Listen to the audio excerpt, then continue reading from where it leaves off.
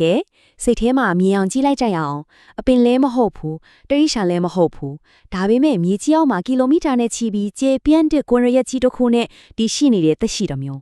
အဲ့ဒါကဘာလဲဆိုတော့ကျွန်တော်တို့ကဘာကြီးကိုတိတ်တင်လေးပုံဖော်နေတဲ့ fungi နိုင်ငံတော် fungi kingdom ပဲဖြစ်ပါတယ်ဆိုတော့ကဘာဘောကသက်ရှိလောကကိုနောက်ွယ်ကနေထိန်းချုပ်နေတဲ့ဒီလောဝဆန်းကျဲတဲ့တတိယနိုင်ငံတော်အကြောင်းကိုကျွန်တော်တို့အတူတူစပြီးလေ့လာကြည့်ကြရအောင်ဒီတော့ပထမဆုံးမိခွန်းကသူတို့ကအပင်ဒီလားဒါမှမဟုတ်တရက်ဆန်ဒီလာ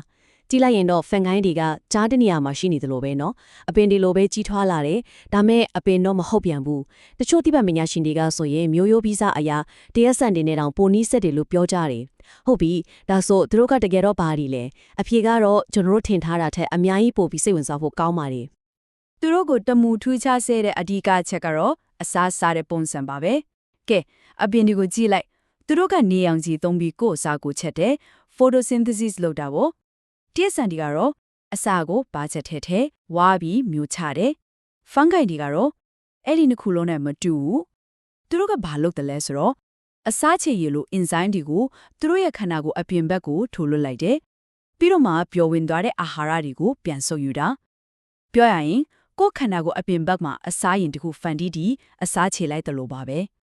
တော်တော်လေးထူးဆန်းနေနော်ကဲဖုန်ကိုင်းတဲ့ဟာအပင်လည်းမဟုတ်တိရစ္ဆာန်လည်းမဟုတ်ဘူးဆိုတာကျွန်တော်တို့နားလည်သွားပြီဒါဆိုသူတို့ရဲ့တကယ်ပင်ကိုစရိုက်ကဘာလဲအဲ့ဒီအဖြစ်ကိုသိဖို့အတွက်ကျွန်တော်တို့မြေကြီးအောက်ကိုတစ်ချက်ဆင်းကြည့်ဖို့လိုပါပြီဘာလို့လဲဆိုတော့ကျွန်တော်မျက်စိနဲ့မြင်နေရတဲ့မုံပွင့်လေးတွေဆိုတာကရေပေါ်မှာပေါ်နေတဲ့ရခဲတောင်ရဲ့ထီအစွမ်းလေးအခုပဲရှိပါသေးတယ်တကယ်အဓိကကိုထေကြီးကမြင်ခွဲရဲ့အောက်မှာပုံနေပါပြီအဲ့ဒီဖုံးနေတဲ့တကယ်ကိုထေကြီးကတော့ mycelium မှာပဲဒါကဘာလဲဆိုတော့မျက်စိနဲ့မမြင်နိုင်လောက်အောင်သိငယ်တဲ့အမြက်လေးလေအဲ့ဒီအမြက်လေးရိုင်းနဲ့ရပ်ဖြာနေတဲ့အေးယာမှာခွင်းရက်ကြီးတစ်ခုပေါ့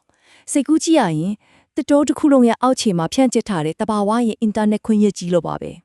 ဒီခွင်းရက်ကနေတစ်စက်မဲ့အာဟာရတွေရှာတဲ့တရေအချက်လက်ကလေးဖားလဲတယ်တခါတလေအစကိုအမဲလိုက်တယ်လို့တောင်သင်စားလို့ရပါတယ်တကယ်တော့လေဒီ mycelium ခွင်းရက်ဆိုတာကမ္ဘာရဲ့အကြီးမားဆုံးနဲ့အရေးအကြီးဆုံးပြန်လည်တန့်စင်ရဲ့အဖွဲ့ကြီး recycling team ပါပဲစဉ်းစားကြည့်ပါသူ့ရဲ့အမြက်လေးတွေကတရက်ကျွေတွေတင်းငုတ်ဆွေးတွေထဲကိုထပ်ဖြည်းဖြည်းထိုးဖောက်ဝင်ရောက်သွားတယ်ပြီးတာနဲ့အစွမ်းထက်တဲ့ enzyme တွေကိုထုတ်လုပ်ပြီးအမာကျော်ဆုံးတစ်သားလီကိုတောင်ဖြိုခွဲပစ်လိုက်တယ်အဲ့ဒီလိုနဲ့တမတ်အရာတွေကိုတက်ရှိတဲ့အာဟာရအဖြစ်ပြန်ပြောင်းပေးလိုက်တာပါသူတို့တာမရှိရင်အာဟာရဓာတ်တွေကမြေကြီးတဲ့ပြန်မရောက်နိုင်တော့ဘူးတစ်ပင်အသစ်တွေလည်းရှင်းတန်းနိုင်မှာမဟုတ်တော့ပါဘူး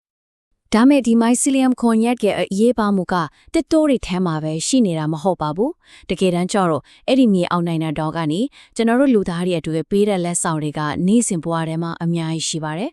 ဘလောက်တောင်ကျွန်တော်တို့ဘဝတွေကိုပုံဖော်ပေးနေတယ်လဲဆိုတာသိရင်တကယ်ကိုအံ့ဩသွားမှာပါကဲအဲ့ဒီလက်ဆောင်တွေဘယ်နေရာတွေမှာရှိနေလဲဆိုတာကြည့်လိုက်ကြရအောင်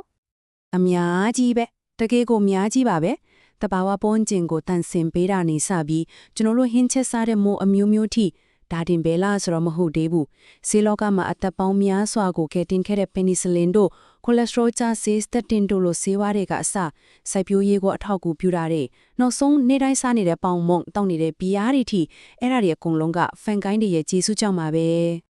ဒီတွေက penicillin အကြောင်းကိုပဲစဉ်းစားကြည့်အောင်တာမန်မျက်စိနဲ့တောင်တေချာမမြင်ရတဲ့မှုစင်းရည်လေးတစ်ခုကနေစေပညာလောကတစ်ခုလုံးကိုတော်လန်ပြောင်းလဲဖြစ်ခဲ့ပြီးလူအသက်ပေါင်းသားနဲ့ချီကိုကယ်တင်နိုင်ခဲ့တဲ့ပဋိဇီဝဆေးဝါးတစ်ခုဖြစ်လာခဲ့တဲ့ဘသူကဒါကိုကြိုသိမိမှလဲနော်ဒါဟာဘေဖန်ကိုင်းနိုင်ငံတော်ရဲ့မယုံနိုင်စရာစွမ်းအားကိုအထင်ရှားဆုံးပြနေတဲ့သက်တွေပါပဲဆက်ပြိုးရဲ့ဘက်ကိုကြည့်မယ်ဆိုရင်လေ mycorrhiza fungi နေဆိုတာရှိတယ်သူတို့ကအပင်ရဲ့အကောင်းဆုံးတငယ်ချင်းတွေပါပဲဘာလို့လဲဆိုတော့သူတို့ကအပင်ရဲ့အမြင့်စနစ်ကိုအစားပေါင်းများစွာပိုပြီးကျယ်ပြန့်အောင်တိုးချဲ့ပေးတဲ့လက်တံတွေလိုပဲအပြင်အမြင့်တွေကိုယ်တိုင်မရောက်နိုင်တဲ့နေရာတွေအထိသူတို့ရဲ့အမြတ်လေးတွေကထိုးပေါင်းဝင်ရောက်ပြီးရေနဲ့အာဟာရတွေကိုတည်ပေးတယ်ဒီလိုအပြန်လန်းအကျိုးပြုတဲ့ပူပေါင်းဆောင်ရွက်မှုကြောင့်မြေဩဇာတင်မကောင်းတဲ့နေရာတွေမှာတောင်အပြင်တွေကကောင်းကောင်းရှင်တန်နိုင်တာပါဒီလောက်တောင်အသုံးဝင်နေတာတွေရှိပေမဲ့တကယ်တမ်းမှာတော့ကျွန်တော်တို့ဟာဒီလျှို့ဝှက်စမ်းကြယ်တွေနိုင်ငံတော်ကြီးတွေစွမ်းစားတွေကိုအပေါ်ရန်လေးပဲချစ်ကြည့်နိုင်သေးလားပါဆိုတော့အနာဂတ်ကိုတစ်ချက်မြော်ကြည့်ပြီးသူတို့စီကနေနောက်ထပ်ဘလို့အလားအလာကောင်းတွေရနိုင်အောင်မလဲဆိုတာစက်ကြည့်ကြအောင်ဒီကနန်းကိုပဲကြည့်လိုက်ပါ9.1တန်းဒါကဘာကနန်းလဲဆိုတော့ကဘာပေါ်မှာရှိနိုင်တယ်လို့တစ်ပံပညာရှင်တွေခန့်မှန်းထားတဲ့ fungi မျိုးစိတ်အရေးအတွက်ပါ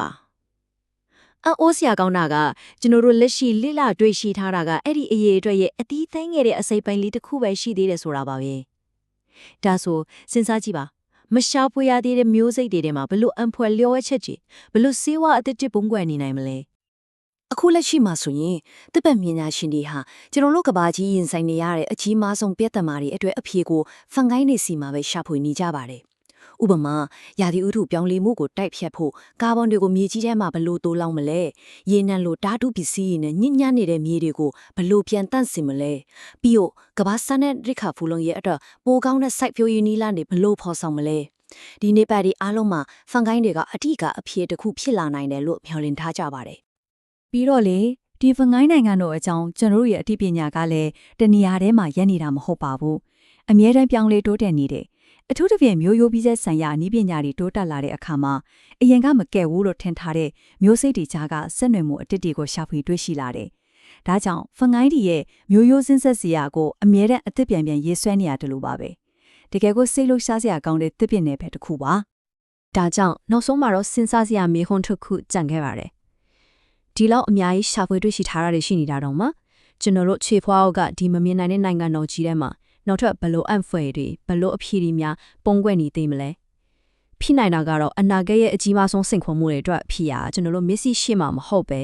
ခြေဖွားအောက်မှာပဲရှိနေမှာပါ